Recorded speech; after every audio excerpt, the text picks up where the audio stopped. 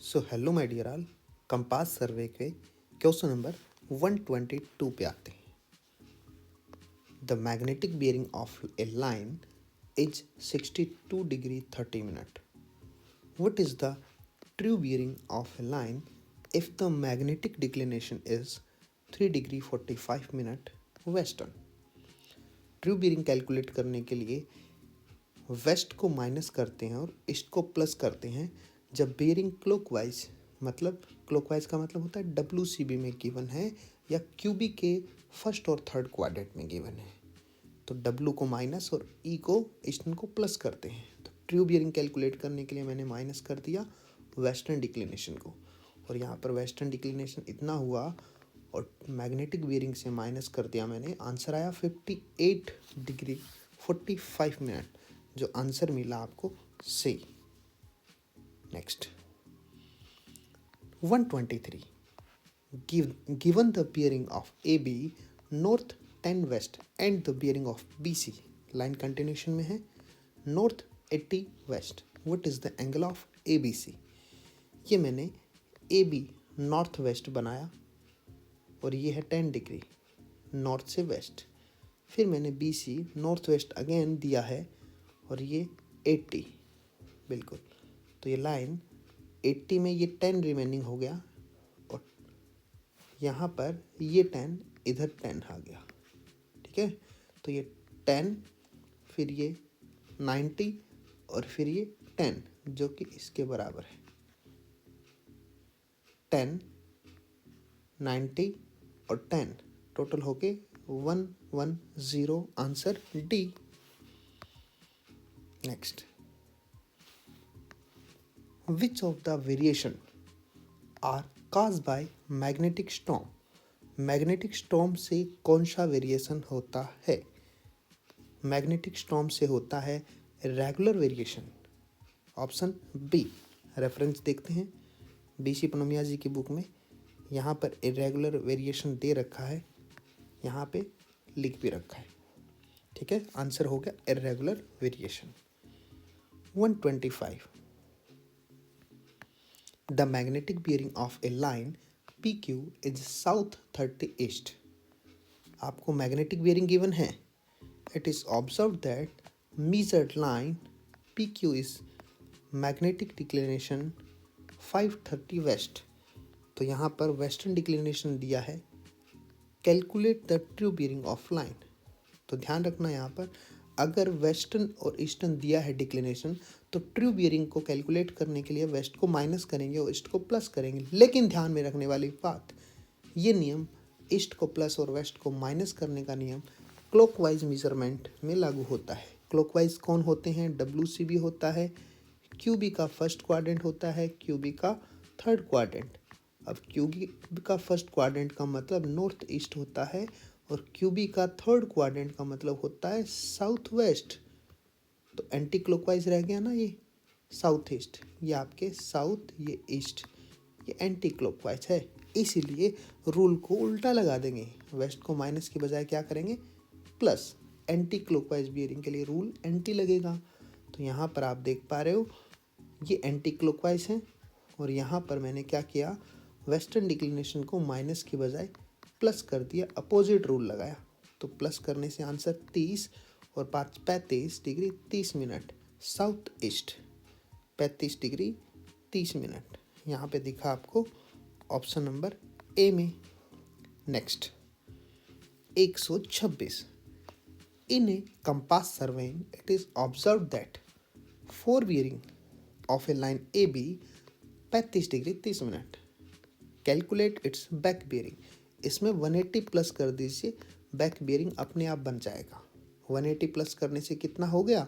215 30, मैंने 180 प्लस कर दिया तो यहाँ पर 215 30, आंसर मिला C. 127, the systematic departure of the declination from its mean value during a period of 24 hour is known as. ये आपका डिक्लिनेशन कौन सा वेरिएशन हुआ 24 आवर? ये डेली वेरिएशन हुआ, डायगोनल वेरिएशन हुआ, ऑप्शन सी। डेली वेरिएशन में आपको दे रखा है 127 नंबर में ये मैंने बीसी पूनमिया जी की कटिंग शेयर किया आपके साथ। यहाँ पर दे रखा है 24 आवर्स के लिए कौन सा हुआ, डायगोनल वेरिएशन आंसर हुआ।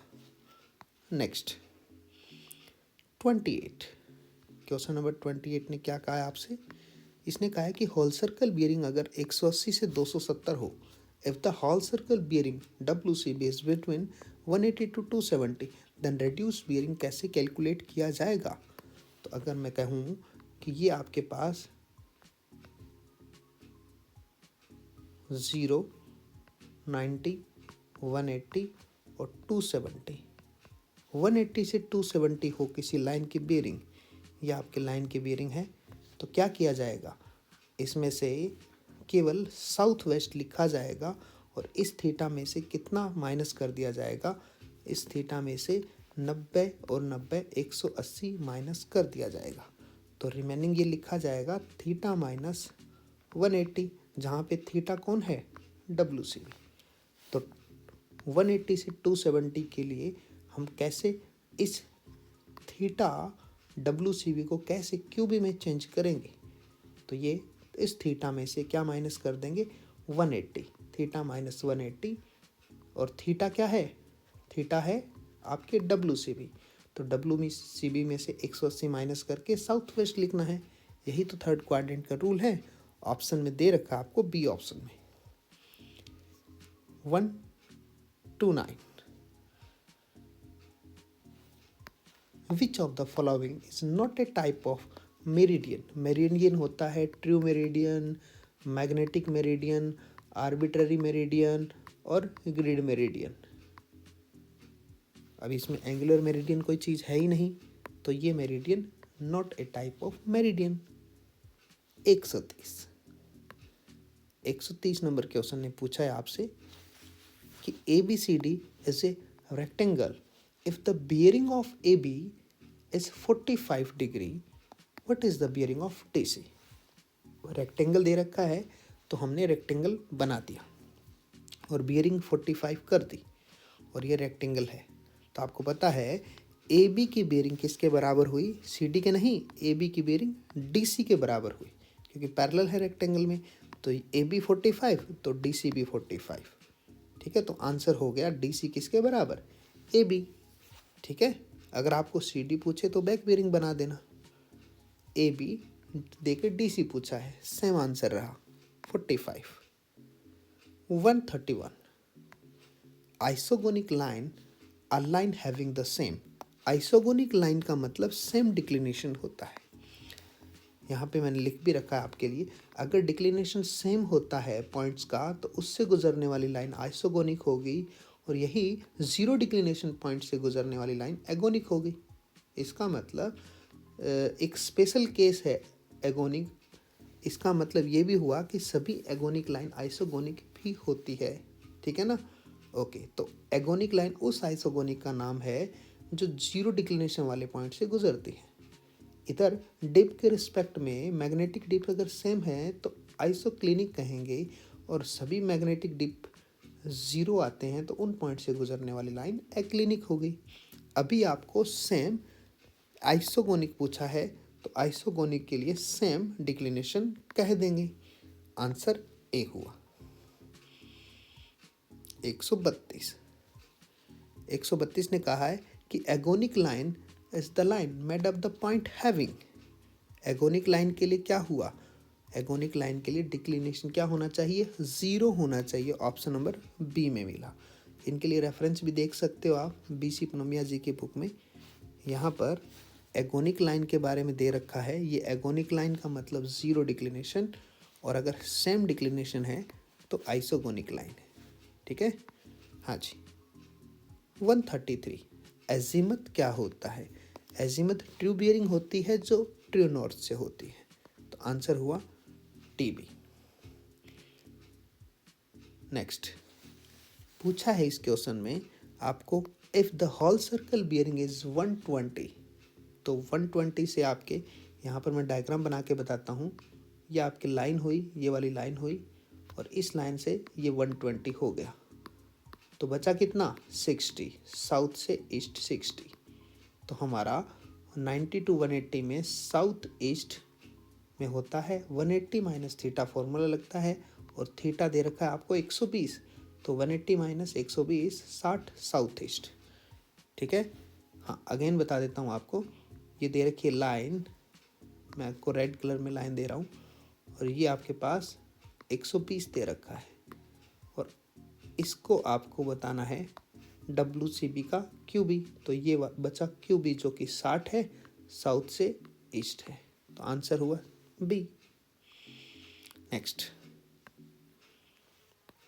क्वेश्चन ने पूछा है the observed bearing magnetic bearing है और OE लाइन की आपके 185 है।